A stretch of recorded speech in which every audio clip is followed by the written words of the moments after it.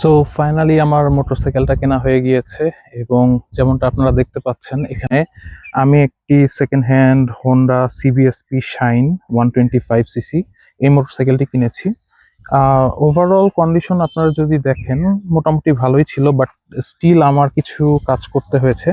যেমন হচ্ছে এই মোটরসাইকেলটির চেইন স্প্রকেট চলে গিয়েছিল এবং আমি চেইন স্প্রকেট চেঞ্জ করেছি, স্পার্ক প্লাগ চেঞ্জ করেছি।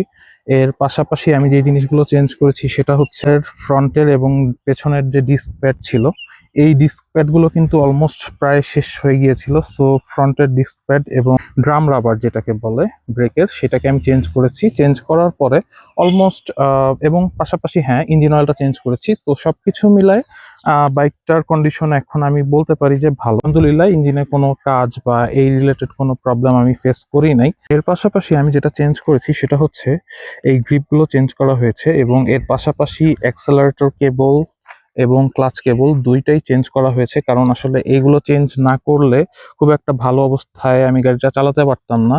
কারণ গাড়িটা নেওয়ার পরে আমি দেখতেছি যে গাড়িটাতে আসলে টান কম উঠতেছে। তো আমি আসলে বুঝতে পারছিলাম না যে এক্স্যাক্টলি কি কারণে আমার বাইকের টান উঠতেছে না। এটা ছিল আমার এক্সেলারেটর কেবল, যেটা অলমোস্ট অর্ধেক ছেঁড়া ছেঁড়া ছিল, যার কারণে আমি যখন বাইকটা চালাচ্ছিলাম তো 50 to 60 এরকম স্পিডে আসার পরে দেখতেছিলাম যে আসলে আমার পিক আপটা ভালোভাবে উঠতেছে না এবং ছেড়ে দিচ্ছে।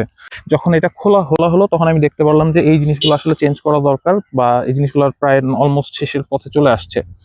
সো আমি জিনিসগুলো চেঞ্জ করলাম এবং চেঞ্জ করার পর এখন খুব ফ্রেশ একটা ভাইব পাচ্ছি বাইকটা থেকে। অনেকদিন পর এই জায়গাটায় ঘুরতে আসলাম। আমার আগে যে বাইকটা ছিল সেই বাইকটা নিয়েও ঠিক আমি এই জায়গায় এসেছিলাম ঘুরতে, তা বেশ অনেকদিন আগে। তারপর আবার আসলাম। তো নট ব্যাড, ভালো লাগছে।